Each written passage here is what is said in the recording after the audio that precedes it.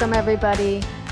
Welcome to the fourth in our Advocacy in Maine Legislature training series. So today we are going to be talking about how it got that way. So we've already talked a little bit about how a bill became a law in our first session, and we talked about some effective ways to contact your legislator in the second session, and then we did a little deeper dive into how to track issues that you care about last week. So this week we're going to have a panel discussion on sort of a little bit of the history of Maine state government, how the government that we have today in Maine got to be the way it is. We talk about different things, probably things like people's vetoes, how did we get those? How we use those in the recent history. This is not going to be a comprehensive history of the Maine state government. There's 200 years of history there, and we won't get into all of that. But we have several panelists tonight who are going to kind of share their perspectives and expertise on sort of Maine state government and the history of that government. So we're going to go ahead and get started. If I didn't introduce myself already, my name's Lane Sturdivant. I'm an organizer with the League of Women Voters of Maine and Democracy Maine. And again, welcome to this session of our advocacy training series. So we have 4 panelists today, and I'll just briefly introduce them, and then I'll turn it over to them to introduce themselves with a little bit more of their background. So we have Molly and Dana, who's a tribal ambassador for the Penobscot Nation. We have Bob Howe, who's a principal at Howe and Cahill and Company, and also a former member of the Maine Legislature. We have Jessica Lundgren, who's a senior law librarian at the Maine State Law and Legislative Reference Library. And we have Betsy Sweet, who's a government relations consultant and owner of Moose Ridge Associates. So welcome to you all. And I'm going to go ahead and sort of exit this PowerPoint so we can see each other's faces. And maybe we'll start in order of that PowerPoint. So Molly, do you want to start by introducing yourself and giving us a little bit of background on your perspective or expertise that you bring to this panel, to the topic of Maine state government? Absolutely. Thank you. Great to be with you all tonight. My name is Molly and Dana. I use she, her pronouns. I am the tribal ambassador for the Penobscot Nation. And I think the essence of my job, that the role even exists, has a lot to do with the Maine State Legislature. The tribes in 2015, the Penobscot Nation and Passamaquoddy tribe removed the representatives from the chamber because tribal state relations had gotten to a point where it was very tense and chaotic and didn't feel like it was based in equity or respect. So that decision was made, and the Passamaquoddy have decided to reseat a representative, and that's Representative Rena Newell currently, who's doing a fantastic job. And the Penobscot Nation decided to create this ambassador role, which is focused on the state government, but also kind of expanded into the federal realm, and doing some local advocacy and education and things like that. So by virtue of, tribal state relations and this deep history of tribes in the legislature, I am in this role currently. And I bring to this role kind of a background of activism around negative stereotypes and Indian mascot use, Indigenous Peoples Day instead of Columbus Day. So I also know a little bit about kind of grassroots activism and getting into those rooms and those places. And now I have this title and this appointment by the tribe to also be able to do some of this work. And, I think we can get into the history a little bit later, but there is a long-standing history with the Penobscot Nation and the state of Maine back to the 1800s. I think a lot of people think that the land claim settlement of 1980 kind of started tribal state relations, but it goes back a lot further. A lot of great work has been done by Penobscot tribal representatives, and I think the way I see this role, I'm the first one to be the tribal ambassador, which is wonderful and a huge honor, but it's also a lot of pressure because I'm deciding what it looks like and where I am and how I'm spending my time. So I think that, the current climate right now and what we're trying to do with tribal sovereignty is also helping to shape what the ambassador role looks like. And I hope it continues after I moved on. And I think it's a great step towards respecting the inherent sovereignty of the Penobscot Nation. Great. Thank you, Molly.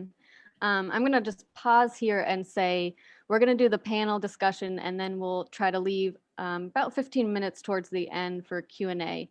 So if you have questions as we go, you can throw those into the Q&A at the bottom of the webinar screen. And I'll also say that we have enabled closed captioning.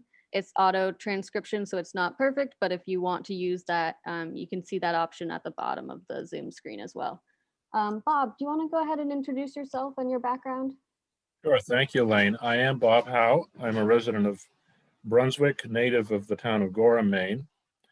The background I'm using tonight is an old painting of the State House in Augusta. It may not look a lot to you like the current State House because the dome was not as tall in those days, and the two wings from the central part of the building had not been constructed. I believe this dates from about 1837. Since we were going to talk about a little history tonight, I thought that'd be appropriate background. Howe, Cahill and Company has represented clients at the State House since about 1983. My partner is Pam Cahill. The both of us are former legislators. I served 4 years in the House. Pam actually served a total of 18 years in the House and the Senate and served as a Secretary of the Senate. Between the two of us, we've represented Maine Citizens for Clean Elections for 15, 18 years, something like that, and more recently, the League of Women Voters of Maine. My first exposure to the legislature was in the mid-1970s when I was the sole staff person for the ACLU of Maine. And that intrigued me with the process, and I ran for office in 1976 and was elected and re-elected in 1980 until I realized I really can't afford to be doing this anymore.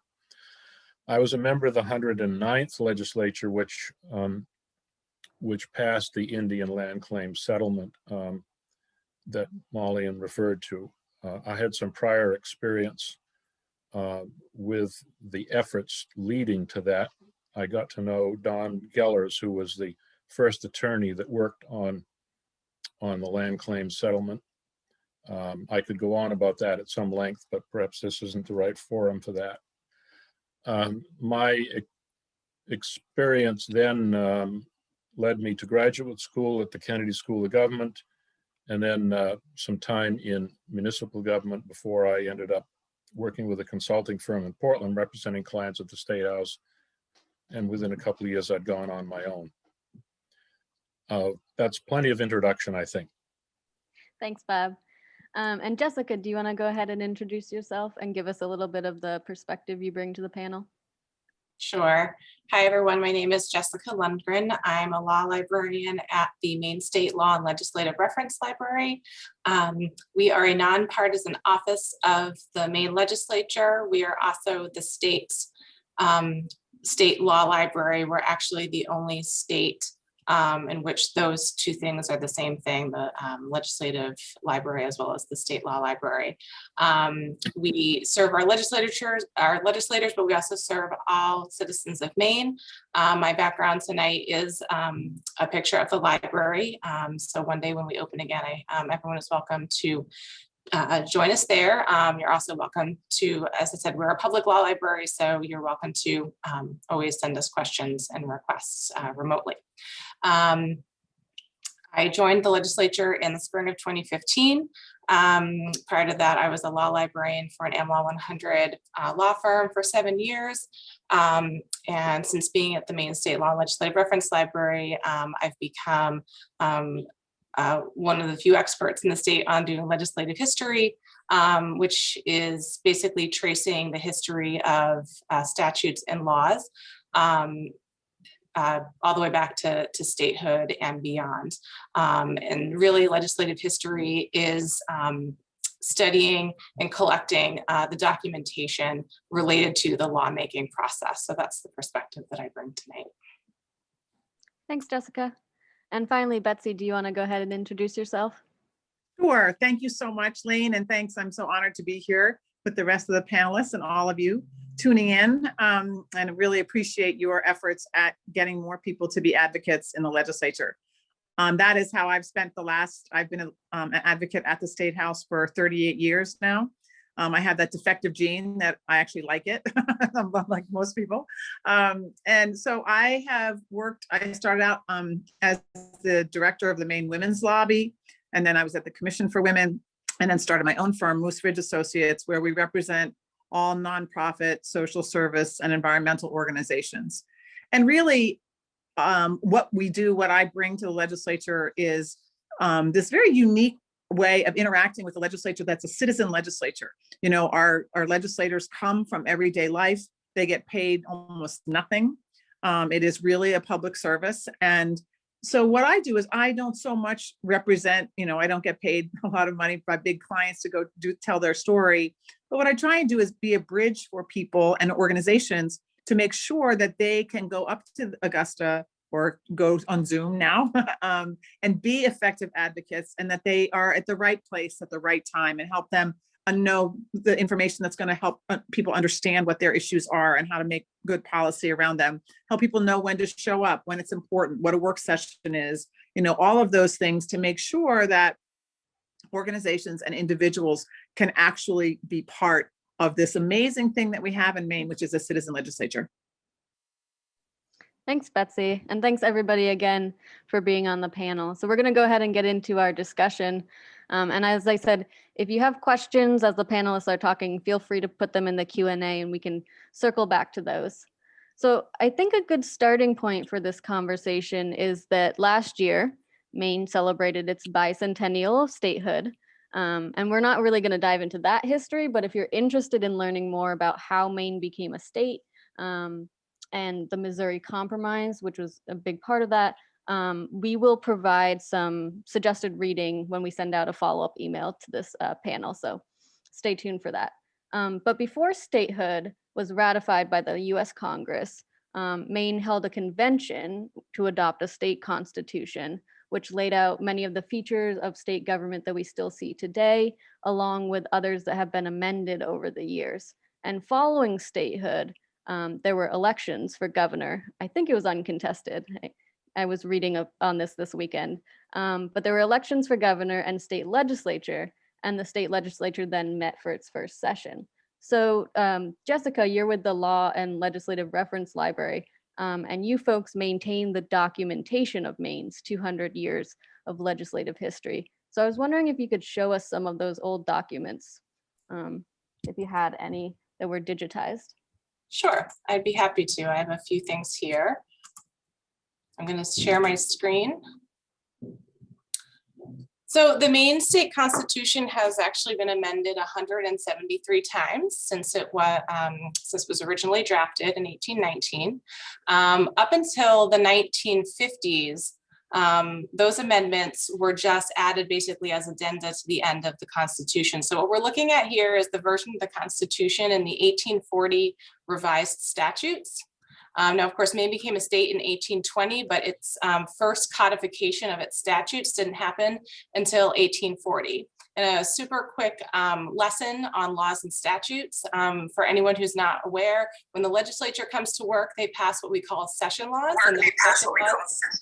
And those session laws are numbered 1, 2, 3, 4, 5, 6, 7. They're ordered chronologically based on the year in which they were passed or the biennium in which they were passed. And then they're later organized by subject. And that's what we call the statutes. The first codification or subject arrangement of the statutes happened in 1840.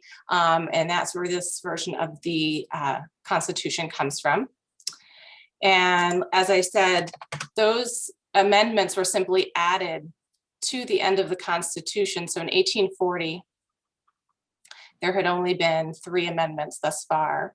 In 1876, we had a rearrangement of the statutes, which added about another 20 amendments or so.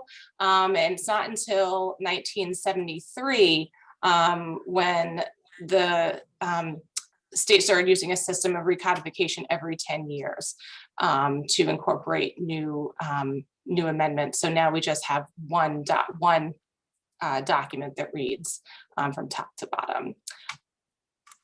The library actually has a compiled legislative history of every amendment that has been passed, bearing in mind that when you're doing legislative history research, the further back in time you go, the fewer documents are available, including bill drafts, reports. There's no record of debate going back as far as 1820. Those are all more modern creations as far as legislative history goes. But this is something that's available on our website that everyone can take a look at. And we provide a separate bibliography related to the drafting and amendment of the Maine Constitution. And very briefly, this is an example of statutes from that 1840 codification. They're in relatively similar order as the statutes that we use now in terms of arrangement, but just for a little bit of perspective, the codification of the statutes in 1840 is a single modest volume. Today, we're up to over 50 volumes for the Maine Revised Statutes Annotated. Thanks. Yeah, this is awesome to look at the actual documents. I'm so glad that we had a librarian here to show us that. And, you know, I think that the other starting point, so, you know, thinking about, you know, the first starting point of statehood, but the other starting point for this conversation is that we can't really talk about the history of state government in Maine without talking about how the state of Maine itself is comprised of land that was taken from the tribes of the Wabanaki Confederacy. So Malian, I was wondering if you could share a little about what you know of the Penobscot Nation in particular's relationship to the Maine state government throughout the past 200 years, if there's been any particular things that you want to speak to. Absolutely. So the Penobscot Nation and the other Wabanaki nations have the oldest continuous government, I believe, on the eastern seaboard. So it predates Maine, Massachusetts, America. So when we're talking about our governments, we're talking about, you know, things existing since time immemorial, basically.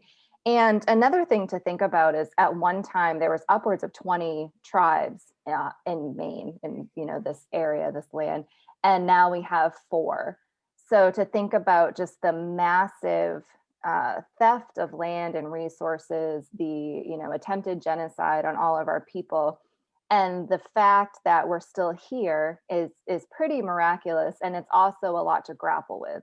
You know, thinking about what our ancestors endured and the things they must have suffered and sacrificed just so that we would know who we are. You know, not just that we endure as a people, but that we have cultural identity and real roots and values in ancestral ways. Because thinking about kind of the second wave of genocide with the foster care systems and the government-run boarding schools, which was an assault on the culture and the identity of these young children, it's really amazing that we've also survived that. So thinking about all of that in the state of Maine, you know, the estates in New England were the first contact of the settlers and, you know, people coming over from Europe and tribes. So when you look at tribes in the East, you know, we may not appear like the tribes in the West where, you know, they, you know, we think of them as the stereotypical what Indians look like. So there's a lot of intergenerational trauma around that identity loss that we've suffered as well. Putting that all into framing and in government and policy, you know, you kind of have to think about all of that as you approach this work and this relationship. So throughout history, we have, you know, at Penobscot Nation, we had something called the Old Party, which was people in the Penobscot Nation that really wanted to stick to the family line chiefs, so the hereditary chiefs. We also had the New Party, which came about in the early 1800s, and they wanted to do kind of elections and more of a democracy type system. So the tribe was kind of alternating, and there was this tension between these two things.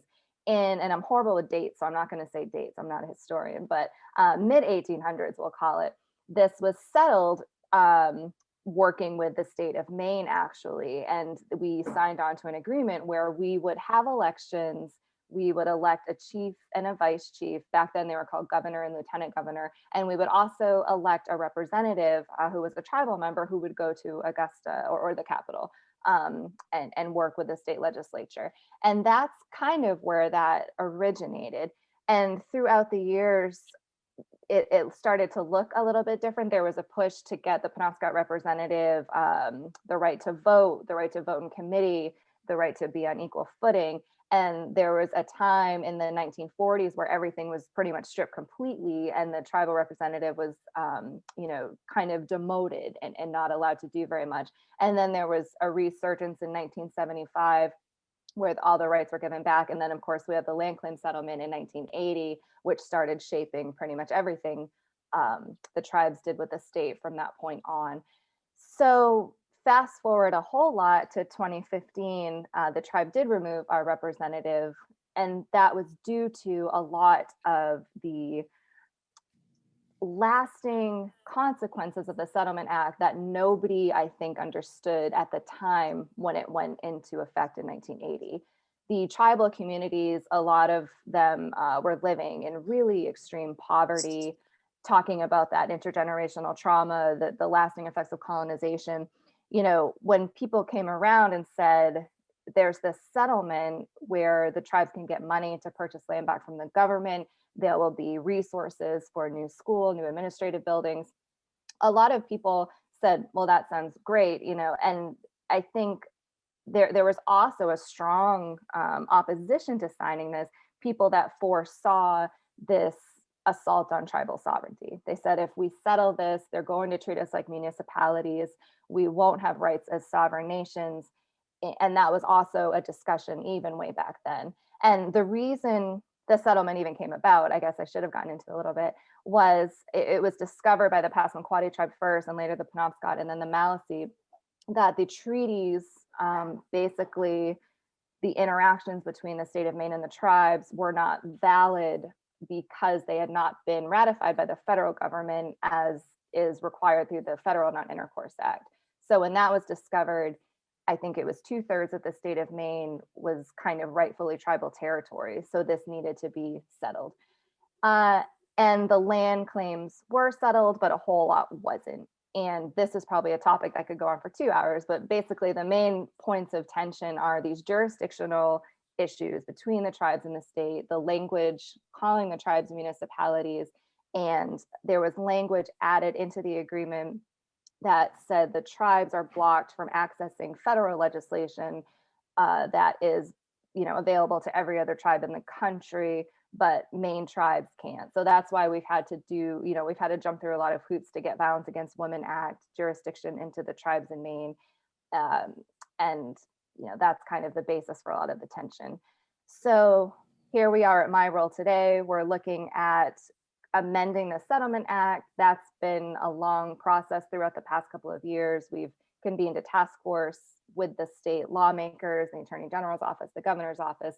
So we're all trying to hash this out. There's a whole lot of history coming into this. And I think we're very, very hopeful that this time we'll make some real meaningful progress on amending that Settlement Act to help heal a lot of this relationship.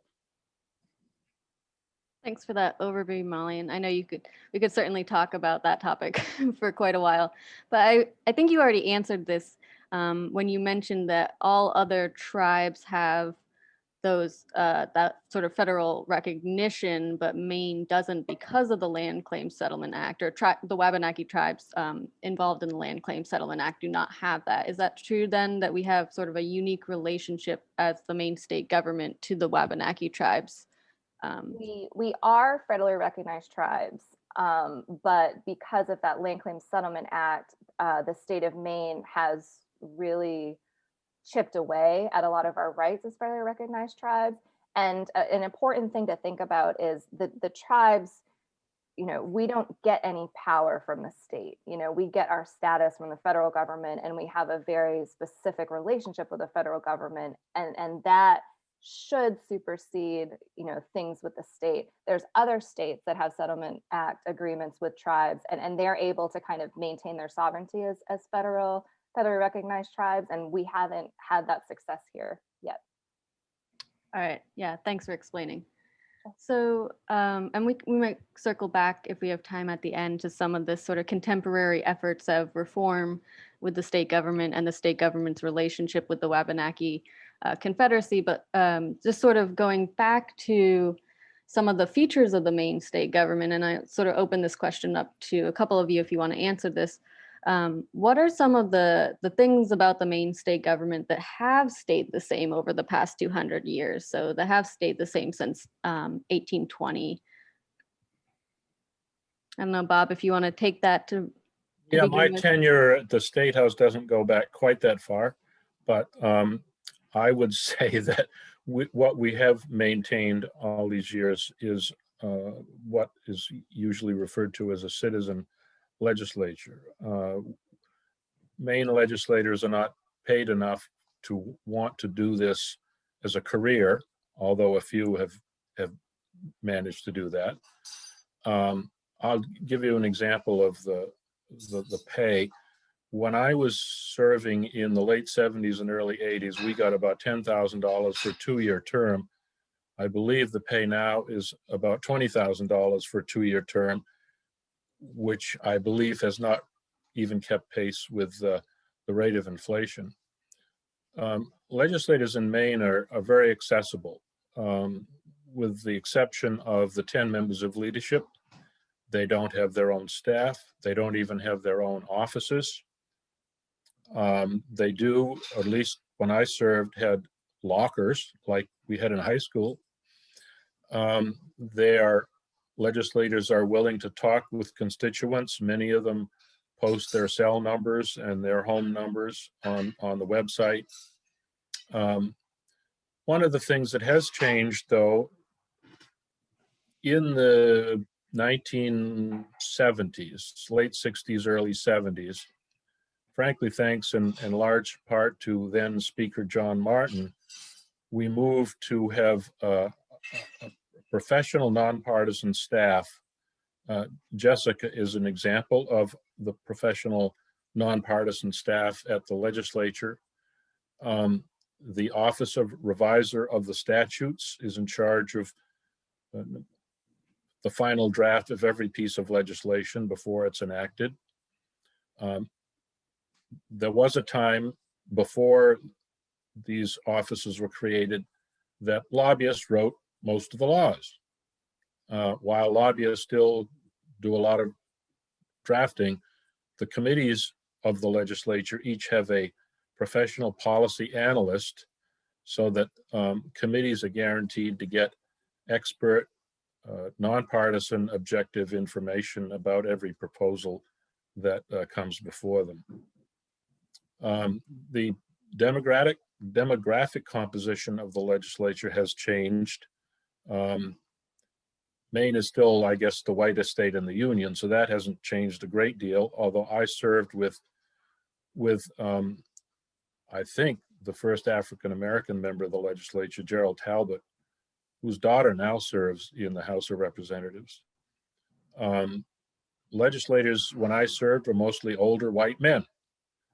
And many of them they were either retired, independently wealthy, or they had the kind of a business that they could step away from and others would manage it for them. Real estate, insurance are good examples, auto dealerships. But one change was very important in bringing in people of lesser means, and that was when the legislature gave tenured public school teachers a statutory right to serve in the Maine legislature without losing their jobs.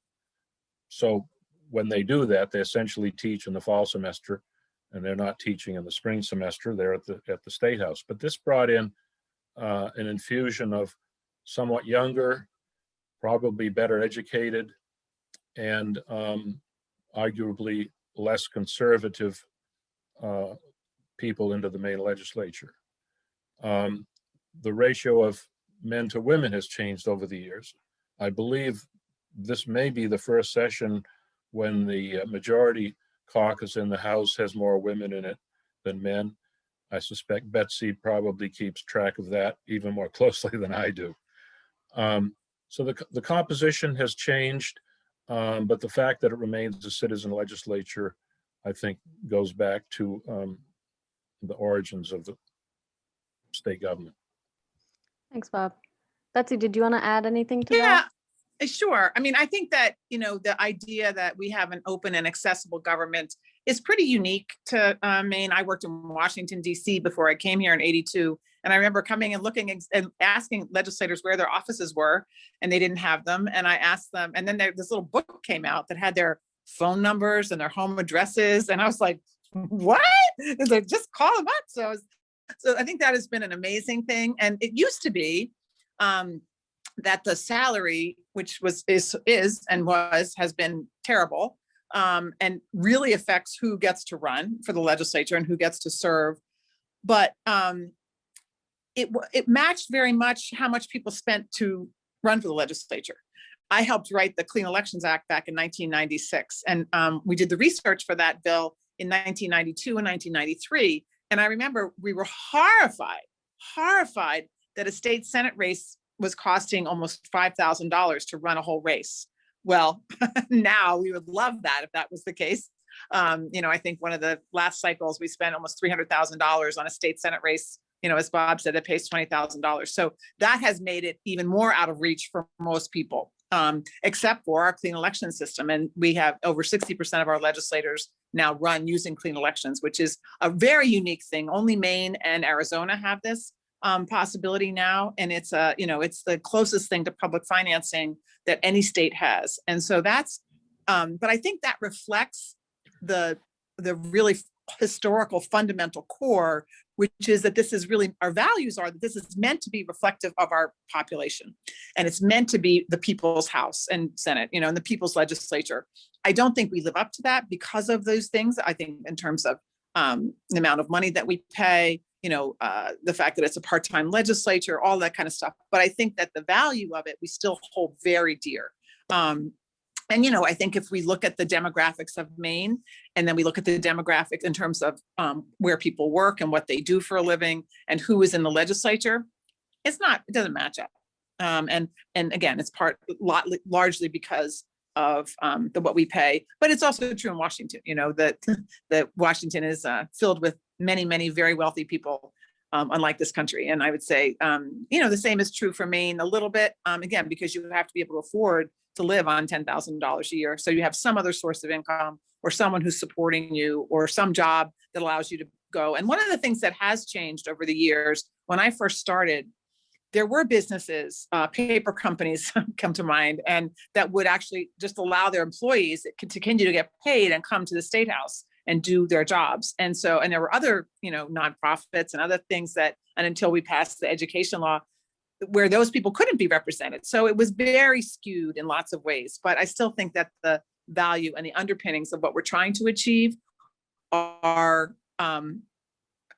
very much rooted in how open we are, how transparent we are, and the sense of duty that I think our legislators have to listen to and pay attention to their constituents.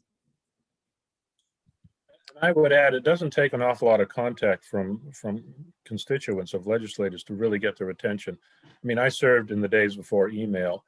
If I got 3 phone calls on an issue, that really grabbed my attention. Yeah, the first bill I ever worked on, a legislator told me he couldn't vote with me because he had been overwhelmed by calls. And I was like, wow, I thought I would know the opposition. I didn't think there was that much opposition to this bill. Finally, I went and asked him, I said, so what's overwhelmed? He said, oh, I think I got 4 or 5 calls on that bill. So that was, you're right, Bob. The other thing I would add about clean elections is there are people who would not run for office were it not for clean elections. It makes it financially possible without having to stick your hand out and try to get money from special interest businesses, corporations, and so forth. Some people just aren't willing to do that. I'll just add a couple of historical points, and I unfortunately am not enough of a history expert to fill in the context, but I think there are probably some of the elements we're talking about here reflected in some major changes in the way the legislature operates over the years. Between 1820 and 1879, the legislature met every year. They met on an annual basis. starting in 1880, the legislature started meeting on what we call a biennium.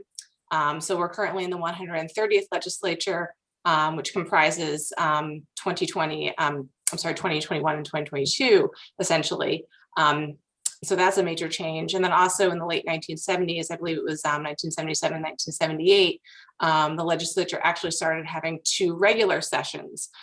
So prior to that, back until the 1880s, the legislature would only schedule statutorily 1 regular session. And then as time went on, there was the need for more and more special sessions, which my educated guess is that reflected, the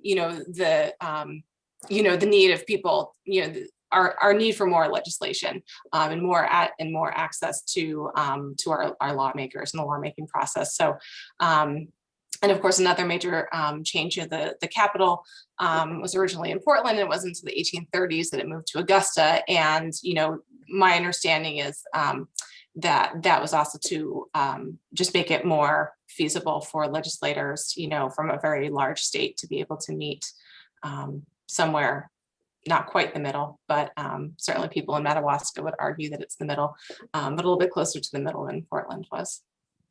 Yeah, as I said, I was doing a little reading this weekend about this history. I'm from Vermont, so I didn't learn any of this in school growing up, but I was reading a little bit about the efforts of Portland representatives to keep the capital in Portland because they liked it there, but it did eventually move to Augusta, as you said, in the 1830s.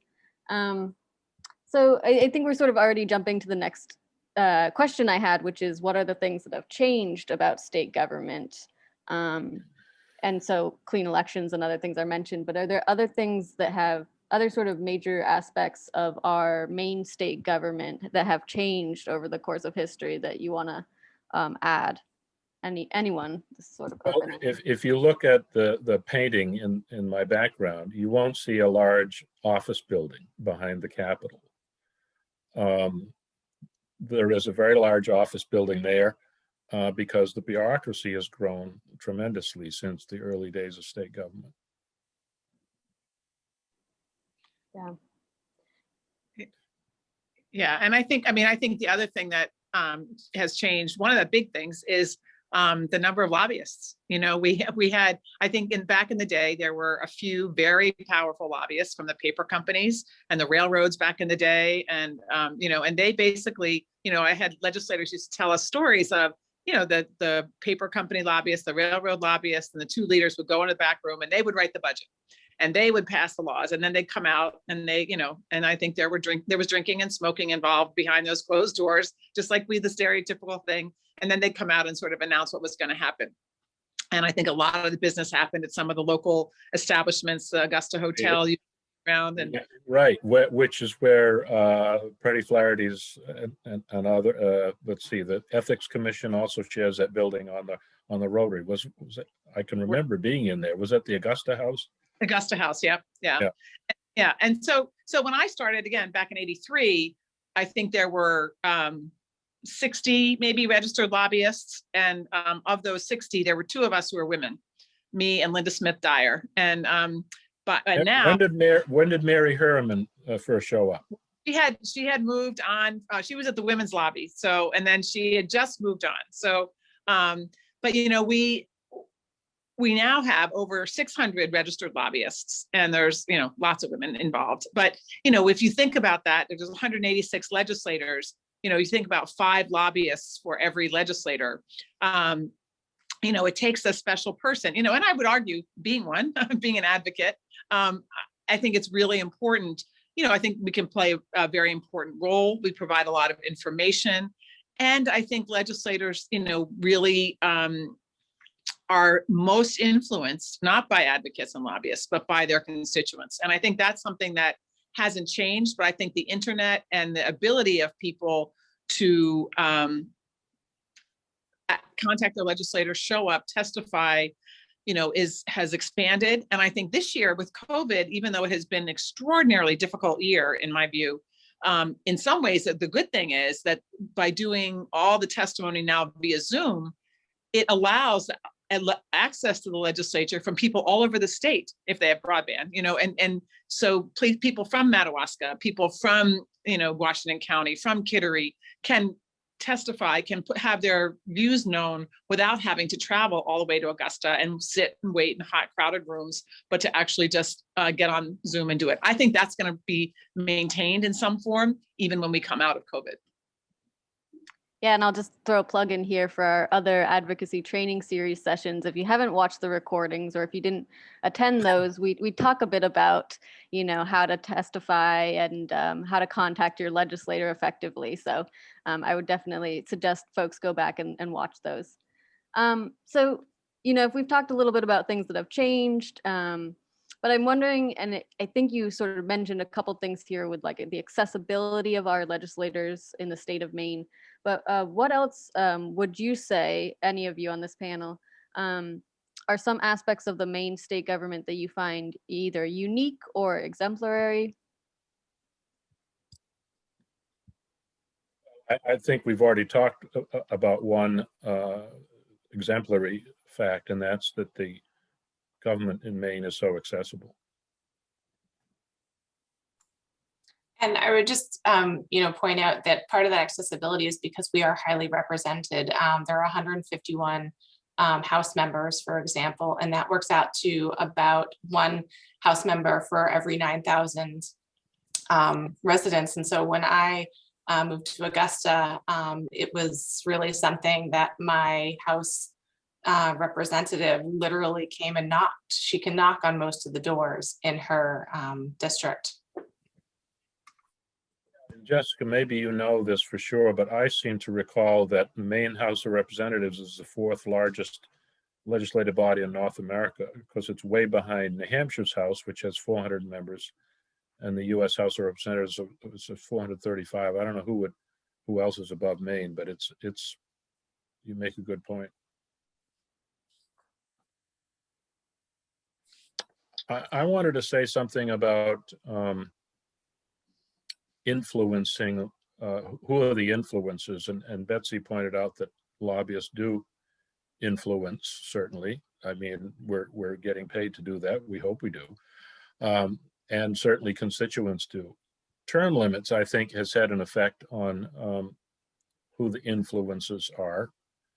I think prior to term limits and prior to the establishment of these various nonpartisan professional offices, the lobbyists for those several large industries had way too much influence. That changed with the infusion of nonpartisan staff. The term limits, I think, has also shifted who the influences are to some degree. Some people think that it has made lobbyists more influential. There may be some truth to that. My experience says that the bureaucracy has become more influential because legislators and legislative committees often view them as neutral, objective experts when they're not always quite so neutral and objective. But they carry a great deal of influence with legislative committees, I think more so given the fact that we have less institutional historical knowledge among the 186 members of the legislature. So I'm keeping an eye on the time here. I do kind of have one last question, and Molly and I want to get you back in here on this last one too. And then we can circle back to some of these, and we already have a couple questions in our Q&A, so we'll see how much we can get through. But speaking about what has changed and over the years about the Maine state government and its relationship, for example, with the Wabanaki Confederacy, what can we change to improve Maine state government, as well as improving its relationship to tribes in the Wabanaki Confederacy? And what efforts are already underway to achieve those improvements? So I'll open this up to everyone, but Molly, do you want to start maybe by talking about what we could do to improve relationships between the state government and the tribes? Absolutely. I was going to weigh in on the last one, but to say that Maine is unique, not in a great way. But I didn't want to rain on the party. Go for it. So I figured I'd have my chance. So Maine is unique in that it's ranked very low as far as state governments having good workable relationship with tribal nations. And I think how we make that better is some policy work and then some culture work. I think that we need to get over these barriers and understanding. I think we need to get over a lot of fear and distrust. What I've observed in my time in this work, and it kind of goes back to when I was a teenager. My father, Barry Dana, was chief of the tribe when I was in high school, and my great aunt, Donna Loring, was the tribal representative, and she had me come testify on a bill. I think I was 15 years old, and it was taking the offensive S word off of place names in Maine, the racial slur against Native women, the Offensive Names Act. And so I've seen the process for a long time. And, from what I've seen, we do have a lot of this, Maine, a lot of people that worked on this Land Claim Settlement Act and had something to do with it, they see it as a huge triumph. And I think in a lot of ways it is. It's a monumental event that is unique to Maine and Maine tribes. But there's a tendency to hesitate the need to unpack all that and how it's been used over the years and how we can make things better. And I think there's a lot of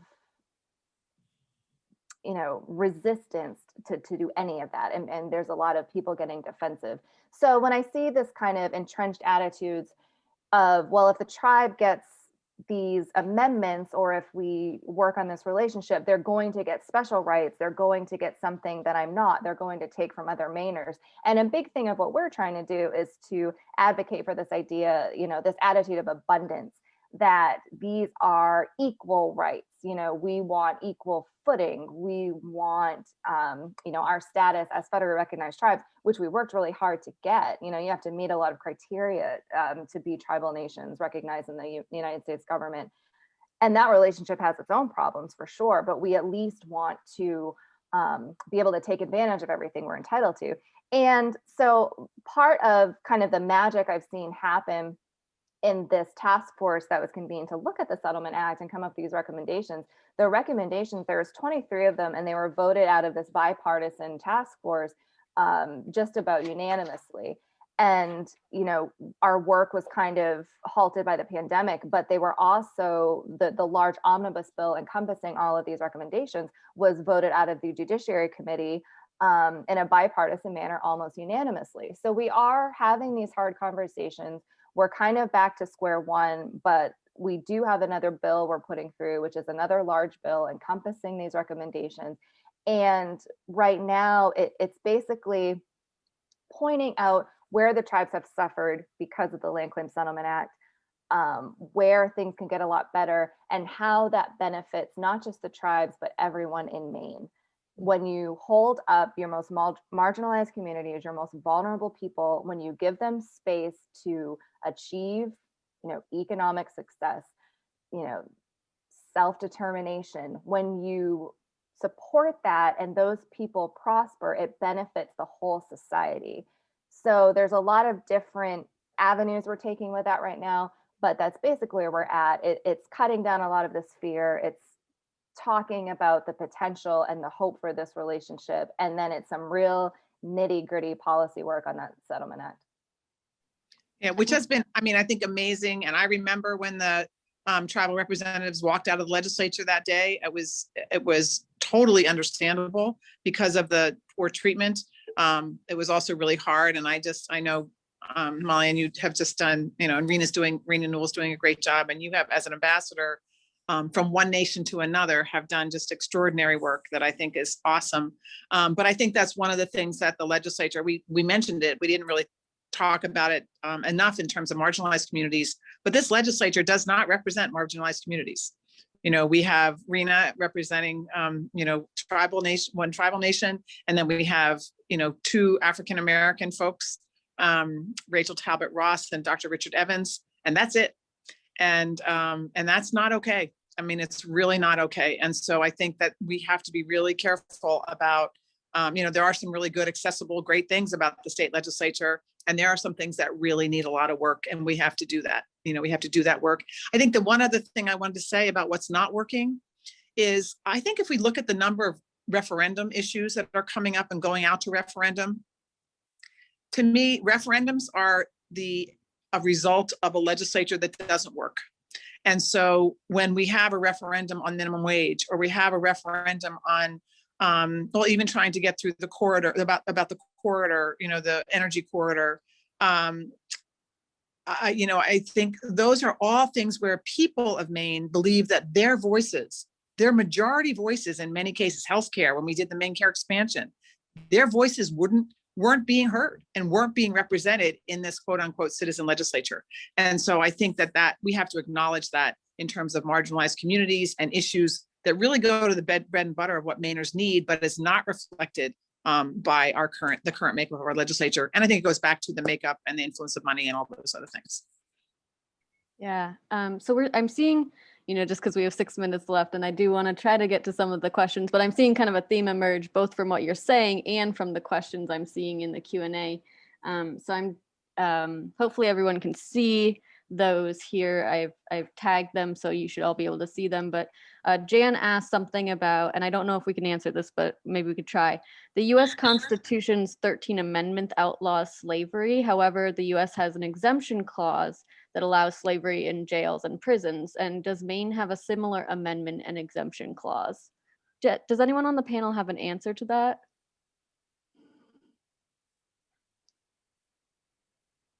It's certainly something we can look into. I think someone at the league would have that answer.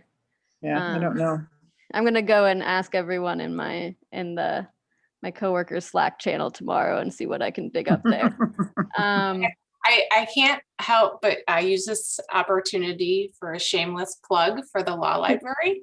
I'm looking at all the questions. I'm looking at all the questions here, and it'd be awesome if we can answer them right now, but these are exactly the type of questions that we handle every single day at the law library. So whatever we can't answer here, these are all topics that we would be happy to look into.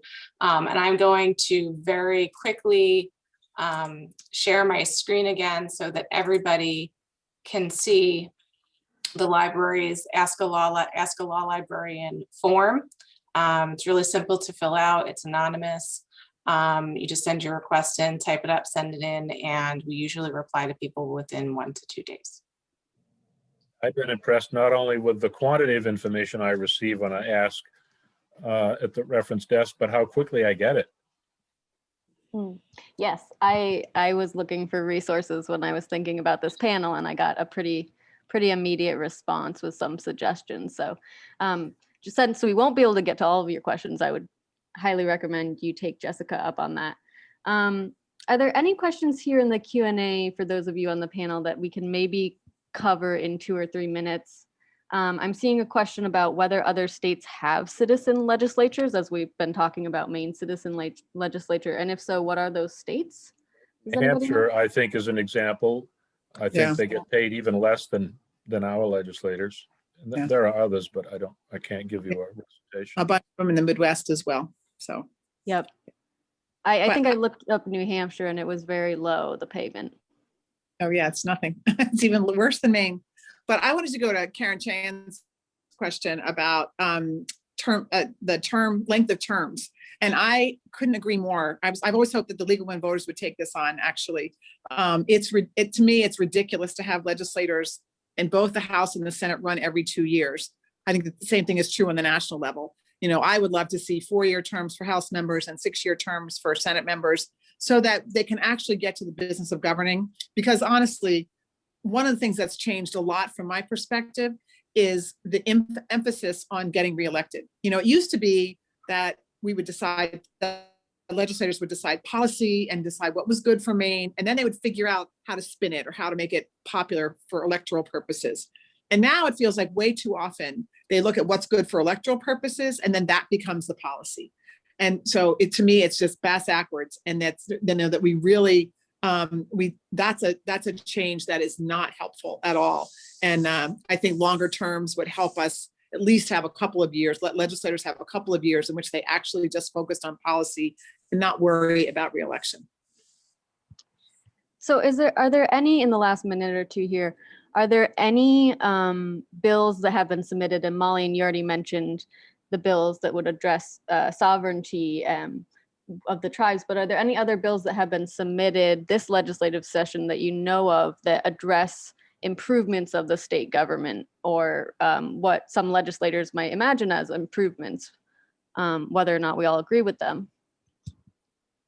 Well, open primaries is a huge one, which allows semi-open primaries, which would allow unenrolled voters to go into the voting booth and request a Democratic or Republican ballot, one or the other, and then not have to register for the party like they do now. I know that the league has a bill in about banning corporate contributions and foreign contributions to our elections. You know, there's a lot of good government things that are happening that I think are really important. You know, Maine does pretty well between ranked choice voting and clean elections. You know, we're pretty open, and we have a pretty good turnout of folks who come to elect our legislators, but we have a lot more to do. Automatic voter registration, online voter registration, you know, online voting, you know, all of those things are all part of part of the league's agenda, and things that we really want to make sure happen, because it should be easy to vote. If we're going to have a citizen legislature, then by God, it should be easy to do it. I feel like that's a good sort of wrap up point. I know we didn't get to all the questions, and I do apologize, but as I said, I would recommend you ask the law library. But that point you made, Betsy, about the league working on some of these things, you know, we have a position in support of the semi-open primaries, and we're working on online voter registration. And so if you go to our league page, lwvme.org, there's a take action tab where you can find some ways to contact your legislature about some of these reforms that we would like to see to make democracy more inclusive. Molly, and just as a last aside, do you have an LD number or a way that people can follow the bill addressing some of the Land Claim Settlement Act? Sure, we don't have an LD number quite yet. We're going to have two bills, well, sort of three bills. The large omnibus bill will be sponsored by Representative Rachel Talbot Ross, and that'll be an act to enact the recommendations of the task force. And then Representative Ben Collins will have an act to authorize tribal gaming. We're going to take that out and have that as a separate issue. And then Representative Evangelos is putting forth a bill that we will sort of use as a compromise if we need to, with some of those items from the larger bill. So I don't have numbers yet for any of those. And Representative Rena Newell has a slew of really fantastic bills about getting Wabanaki seats on different boards and commissions. Awesome, thank you. And since we do have so many virtual, or virtual sessions, hearings this session, if folks want to follow along, it's easier to do, I think, than it has been before, as folks mentioned before. So we're going to wrap up here. I'd like to thank all of you panelists for joining, for contributing your perspective on this topic, and thank all of you who have been attending for your questions and for your attention here. And there is a final advocacy training session next week.